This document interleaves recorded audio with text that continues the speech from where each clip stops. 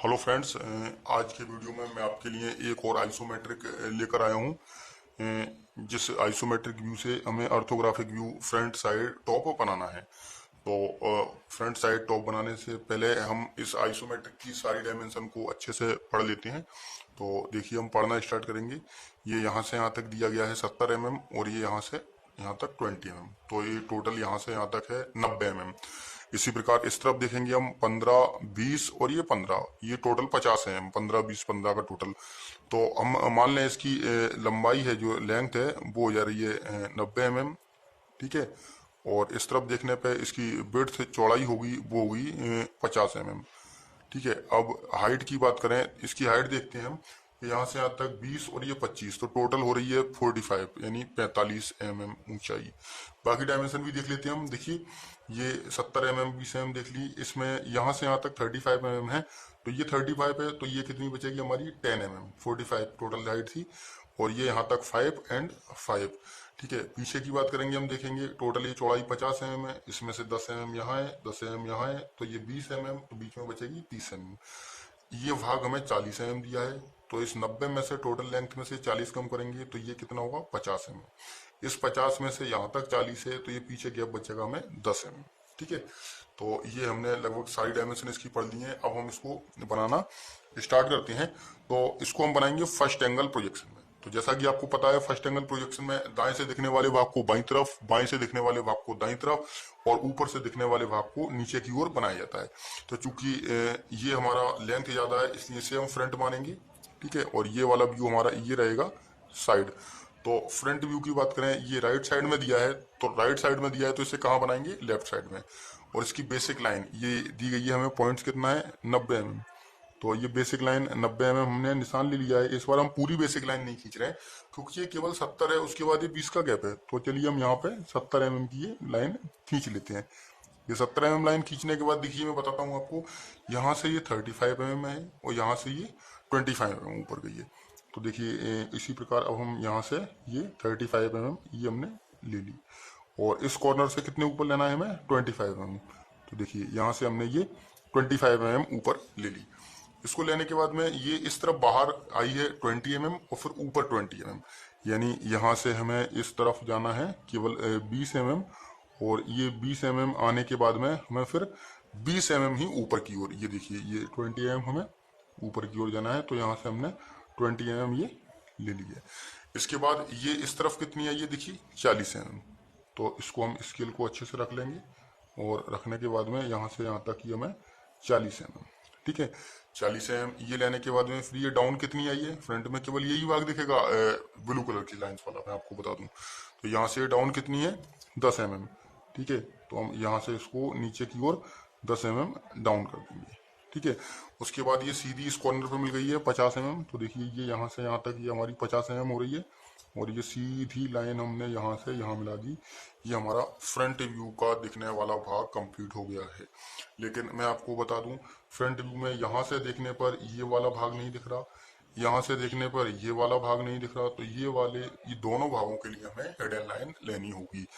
Hidden line कैसे, जैसे इसके पीछे ये छुप रहा है, ये ऊपर से 5 mm नीचे है, तो हम क्या करेंगे, यहाँ से 5 mm नीचे ये हमें यहाँ पर हिडन लाइन लेनी होंगी, जो किसी छुपी हुई आकृति को दिखाने के लिए उपयोग में लाई जाती हैं। तो ये हमारी हिडन लाइन इसकी हो गई। ठीक इसी प्रकार ये स्लॉट देखिए, यहाँ से 40 mm अंदर है।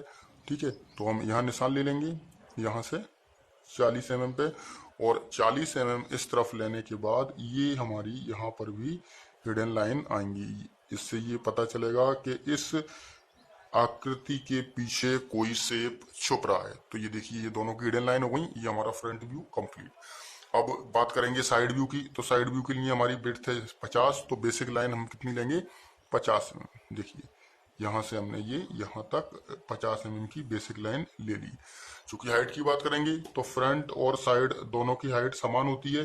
तो फ्रंट की हाइट 45 mm थी, तो साइड की भी हाइट 45 mm ही होगी, क्योंकि हम किसी शेप या किसी आकृति, किसी भी वस्तु को चाहे सामने से देखें चाहे बगल से देखें, उसकी ऊंचाई हमेशा बराबर दिखती है। तो ये हमारे बॉक्स बना लिया है। इसमें देखते मैंने सबसे पहले हमें साइड व्यू में ये येलो कलर वाले 1, 2, 3, 4 ये शेप दिखेंगे। ठीक है। तो ये मैंने पूरी लाइन बंद कर दी है, ये बंद नहीं करनी थी ऊपर की ओर से, जिसको मैं रब कर देता हूँ, इसकी जरूरत नहीं होगी। ठीक है। अब देखिए सबसे पहले ये ऊपर कितना गया है 35 mm, तो मैंने यहाँ से 35 mm पे ये निशान लगाया, और निशान लगाने के बाद इसको यहाँ पर देखिए इस लाइन के ठीक सामने, ठीक है। तो ये मैंने ऊपर से इसको बंद कर दिया। अब इसको बंद करने के बाद इसमें 3 भाग दिखेंगे, 1 2 3, ठीक है। पहला भाग ये 15 का है, फिर 20 का है, और फिर 15 का है। तो देखिए यहाँ से मैंने ये 15 लिया, इस तरफ से भी 10 और 5 15 लिया, ये बीच में कितना बचा है 20 mm। अब इन लाइनों को हम सीधा कर देंगे ऊपर की ओर, ठीक है। तो ये हमारी लाइन हो गई है, तो ये तीनों भाग में दिखाई देने लगे 15 20 15, ठीक है।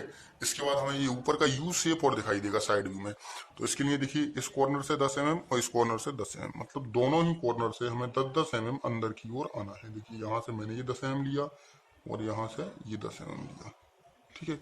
उसके बाद ये डाउन आएगा 5 mm, तो ये मैंने 5 mm इस कॉर्नर से, और ऐसे ही 5 mm इस कॉर्नर से डाउन लूंगा और इसको नीचे से बंद कर दूंगा, ठीक है।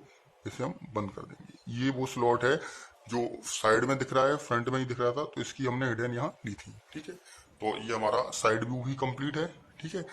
और लेकिन साइड व्यू में एक आकृति नहीं दिख रही है, इसकी हम हिडन लेंगे। देखिए ये जो स्लॉट कटा हुआ था ये फ्रंट में, ये वाला भाग नीचे से 25 mm ऊपर, ये वाला भाग यहाँ से देखने पे इस दीवार के पीछे ये वाला भाग छुप रहा है। तो ये नीचे से कितने ऊपर है 25 mm ऊपर, तो नीचे से 25 mm ऊपर है, मतलब ये वाला भाग।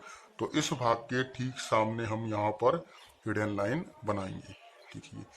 और ये स्टार्ट से एंड तक यानी पूरे साइड व्यू में है, जब हमने ये इसकी हिडन डाल दी। ये हमारा साइड व्यू कंप्लीट है। अब हमें बनाना है टॉप व्यू। टॉप व्यू कहाँ बनाना होता है, फ्रंट व्यू के नीचे, क्योंकि हम फर्स्ट एंगल में बना रहे हैं इसलिए फ्रंट व्यू के नीचे और फ्रंट व्यू के बराबर हमें लेनी होगी बेसिक लाइन 90 mm की। ये ले लिया हमने 90 mm की बेसिक लाइन, ठीक है। इसके बाद ये कितना नीचे आना होता है, जितने साइड की बेसिक लाइन होती है मीन्स 50 mm। तो देखिए हम ये यहाँ से यहाँ तक लेंगे ये 50 mm, ठीक है। ये लिया। अब इस तरफ भी 90 mm लेना है। देखिए हम यहाँ स्केल रख लेते हैं और ये यहाँ पर भी हम लेंगे 90 mm यहाँ तक, ठीक है। अब हम आपको बता दें सबसे पहले टॉप व्यू में क्या दिखेगा, ये यू शेप 1 2 3, ये रेड कलर वाले शेडेड। तो यहाँ से ये कितना है 40 mm।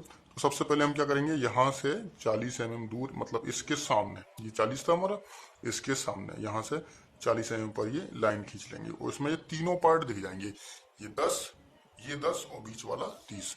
तो हम यहाँ पर निशान भी ले लेते हैं। देखिए ये 10, इधर से 10 और ये बीच में गैप बचा 30 का। तो ये हमने यहाँ से यहाँ तक ये 10 mm की ये लाइन मिलाई, फिर यहाँ से 10 mm की एक और लाइन मिलाई और ये बीच वाला, तीनों भाग दिखने लगे। अब हमें दिखेगा ये यू शेप, ये बीच वाला जगह खाली दिखेगी टॉप से देखने पे।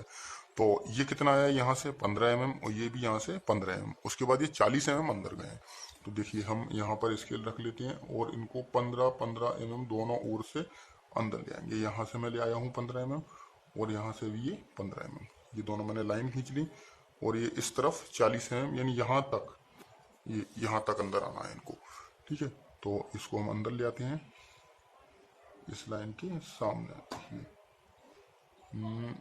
ये लीजिए, ठीक है। और ऐसे इस तरफ ले आते हैं इसको 40 mm अंदर की ओर और इसको यहाँ से ये जो हिडन डाली थी इसके सामने इसको बंद कर देंगे। ये वो शेप है जो हमें फ्रंट व्यू में नहीं दिख रहा था, इसी के लिए हमने यहाँ हिडन लाइन डाली थी। अब बात करेंगे प्रोजेक्शन लाइन की, ठीक है। तो प्रोजेक्शन लाइन भी मिला देते हैं, ठीक है। प्रोजेक्शन लाइन इसके सामने जो लाइन आएगी वो मिलेगी, ठीक है। ये लाइन इसके सामने आएगी, ये मिलेगी। इसी प्रकार ये वाली लाइन इसके सामने, ठीक है। ये वाली लाइन इसके सामने, ये वाला भाग, ठीक है। फिर ये वाली लाइन, फिर ये इसके सामने, इसके सामने, फिर ये वाली लाइन इसके सामने आएगी, देखिए। और ये लाइन इसके सामने मिल जाएगी, ठीक है। अब इसके सामने से एक लाइन आएगी और ये वाली लाइन इसके सामने मिलेगी, ठीक है। इसी प्रकार इधर से एक लाइन आएगी इसके सामने और ये इसके सामने जो लाइन आएगी उससे मिल जाएगी। देखिए ये हमारी सारी प्रोजेक्शन लाइन मिल गई है, ठीक है। अब हम क्या करते हैं, इसकी डायमेंशन लिखेंगे। डायमेंशन मैंने बताया आपको, देख लेते हैं, जहां जहां डायमेंशन लिखी है वहां लिख देंगे। ठीक है, तो सबसे पहले तो हम ये लिख देते हैं, ये 70 और 20 फ्रंट व्यू में। ठीक है, तो इसके लिए हमें यहाँ से लगभग 1 mm दूर से ये एक्सटेंशन लाइन खींचनी है, और ये लीजिए, ये हमने एक्सटेंशन लाइन खींच ली। ठीक है, यहाँ पर भी हमें ये तीनों डायमेंशन 15, 20 और 15 की ये हमने एक्सटेंशन लाइन खींच ली है। ठीक है, इसके बाद यहाँ पर अब हम ये इस लाइन से लगभग 6 से 8 mm की दूरी पर ये हमने यहाँ पर ये डायमेंशन लाइन बना दी है। ठीक है, ये हो गई हमारी डायमेंशन लाइन। ठीक है, तो यहाँ पर डायमेंशन लिखते हैं, ये 15, 20, 15, ये 20 है, ये 70 है। ठीक है, उसके बाद ये वाली डायमेंशन हमारी 40 mm थी, तो इसे हम यहाँ लिख सकते हैं, जो कि मैं टॉप व्यू में देनी थी। ठीक है, तो ये डायमेंशन हमने यहाँ लिख दिए 40, सॉरी, ये यहाँ तक ले लीजिए, ये लीजिए। ठीक है, तो ये हम लिख देंगे 40 mm, ये 50 यहाँ से टोटल 90 हो चुकी है। ठीक है, अब इसके बाद ये डायमेंशन यहाँ तक लिखते हैं हम एक्चुअली में 40 mm, क्योंकि डायमेंशन रिपीट नहीं करते हैं, तो ये हम यहाँ लिख देंगे 40 mm, ये लीजिए 40 mm। इसके बाद और कौन सी डायमेंशन रह गई हैं, इसकी हाइट की डायमेंशन, तो हाइट की डायमेंशन हम यहाँ दे देते हैं। ठीक है, ये इसकी हाइट है, यहाँ से यहाँ तक हम इसकी कुल हाइट लिख देते हैं।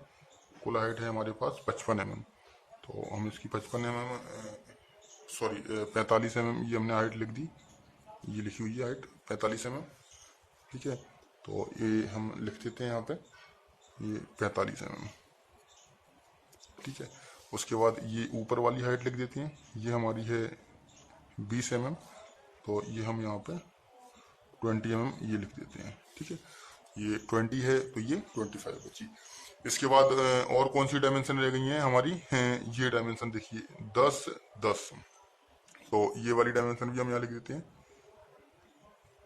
ये एरोहेड बनाने पड़ेंगे इन सभी डायमेंशन लाइनों के किनारों पर, तो हम ये यहाँ पे लिख देंगे 10 mm और 10 mm। ये हमारी डायमेंशन लाइन कंप्लीट हो गई है। ठीक है, तो डायमेंशन लाइन कंप्लीट होने के बाद सभी डायमेंशन लाइंस के सिरों पर हमें एरोहेड बनाने हैं, तो हम एरोहेड बना लेते हैं, है ना। तो देखिए हमने ये सारी डायमेंशन लाइनों के एरोहेड बना दिए हैं। अब हमें इन डायमेंशन लाइन के नीचे यहाँ पर एक नोट्स और लिखना पड़ेगा। ठीक है, जिससे हमें पता चल जाए कि सारी विमाएं मिलीमीटर में दी गई हैं। तो इसके लिए यहाँ पर हमें एक नोट लिखना होता है, all dimensions are in mm। ठीक है, तो ये हमने एक नोट लिख दिया, नीचे कैपिटल लेटर में लिखना होता है। ठीक है, तो कैपिटल लेटर में लिख दिया all dimensions are in mm। ठीक है, तो ये हमारा आइसोमेट्रिक व्यू से ऑर्थोग्राफिक व्यू बन के कम्प्लीट है, नोट लिख दिया है फर्स्ट एंगल प्रोजेक्शन में। इसकी प्रैक्टिस आप ग्राफ व्यू पर करें और बनाते रहिए। आगे मैं आपके सामने और आइसोमेट्रिक से ऑर्थोग्राफिक व्यू बनाने के लिए और बताऊंगा आपको। तब तक के लिए देखते रहिए। Thank you.